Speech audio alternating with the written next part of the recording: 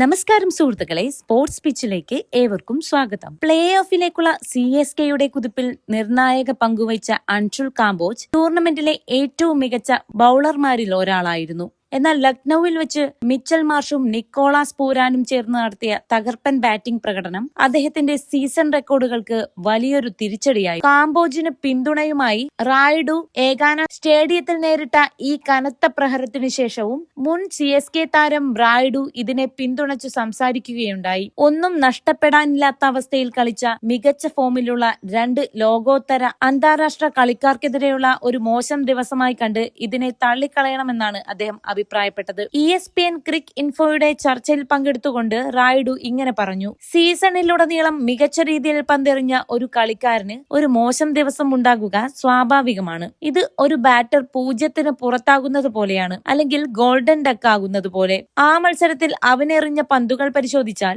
ഭൂരിഭാഗവും മികച്ചവയായിരുന്നു എന്ന് കാണാം. അത് ബാറ്റർമാരുടെ അസാധാരണമായ ഹിറ്റിംഗ് മികവ് മാത്രമാണ്. നിലവിൽ ഫോമിലേക്ക് ഉയർന്നുകൊണ്ടിരിക്കുന്ന മിച്ചൽ മാർഷിനെയും നിക്കോളാസ് പൂരാനെയുമാണ് അവന് നേരിടേണ്ടി വന്നത്. ഫോമിലേക്ക് ഉയർന്ന മാർഷിന്റെയും പൂരാന്റെയും തകർപ്പൻ ഫോം ലക്നൌ സൂപ്പർ ജയൻസിന് അനുകൂലമായ രീതിയിൽ അല്പം വൈകിയാണെങ്കിലും ഫോമിലേക്ക് ഉയർന്ന മാർഷ് 90 റൺസിന്റെ തകർപ്പൻ ഇന്നിംഗ്സോടെ ഓറഞ്ച് ക്യാപ്പ് പട്ടികയിൽ 6ാം സ്ഥാനത്തെത്തി. അതുപോലെ തന്നെ സീസണിന്റെ തുടക്കത്തിൽ മോശം ഫോമിലായിരുന്ന പൂരാൻ ഈ മത്സരത്തിലും തുടക്കത്തിൽ പതറിയെങ്കിലും ഒടുവിൽ തുടർച്ചയായ 4 സിക്സറുകളോടെ മത്സരം അവസാനിപ്പിച്ച് സ്ഫോടനാത്മകമായ ബാറ്റിംഗ് പ്രകടനം പുറത്തെടുത്തു. പരിചയസമ്പത്തിന്റെ കുറവ് CSKയെ ബാധിക്കുന്നു. കാംബോജിനെതിരെയുണ്ടായ ഈ കനത്ത നാശനഷ്ടങ്ങൾ, പ്രത്യേകിച്ച് 28 റൺസ് വഴങ്ങിയ ഓവറും തുടർച്ചയായ സിക്സറുകളും CSK നിരയിലെ പരിചയസമ്പത്തിന്റെ കുറവ് മൂലമാണെന്ന് റായിഡു വാദിക്കുന്നു. ഉയർന്ന തലത്തിലുള്ള പരിചയസമ്പന്നതയുടെ അഭാവവും സമ്മർദ്ദഘട്ടത്തിൽ ഈ യുവ ഇന്ത്യൻ പേസർക്ക് കൃത്യമായ പിന്തുണയും മാർഗനിർദ്ദേശവും നൽകാൻ കളിക്കളത്തിൽ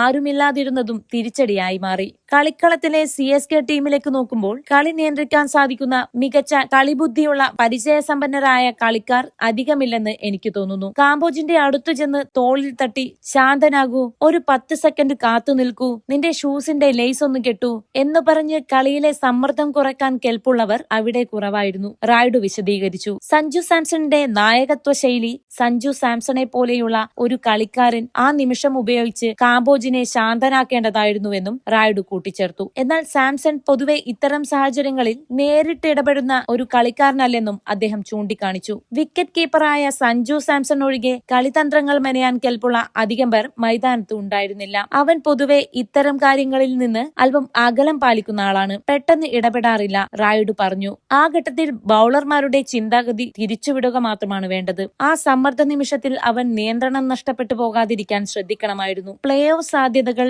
പ്രതിസന്ധിയിൽ വലിയ മാർജിനിലുള്ള വിജയങ്ങൾ സ്വന്തമാക്കുകയും ഒപ്പം മറ്റു മത്സരങ്ങളുടെ ഫലങ്ങൾ തങ്ങൾക്ക് അനുകൂലമാകാൻ കാത്തിരിക്കേണ്ടി വരികയും ചെയ്യുന്ന സാഹചര്യമായതിനാൽ അപ്രതീക്ഷിതമായി പ്ലേ ഓഫിൽ പ്രവേശിക്കാനുള്ള CSKയുടെ സാധ്യതകൾ ഇപ്പോൾ വലിയ പ്രതിസന്ധിയിലായിരിക്കുകയാണ്. കൂടുതൽ സഞ്ജു സാംസൺ വാർത്തകൾക്കും വിശകലനങ്ങൾക്കുമായി സ്പോർട്സ് പിച്ച് ലൈക്ക് ചെയ്യാനും സബ്സ്ക്രൈബ് ചെയ്യാനും മറക്കരുത്. താങ്ക്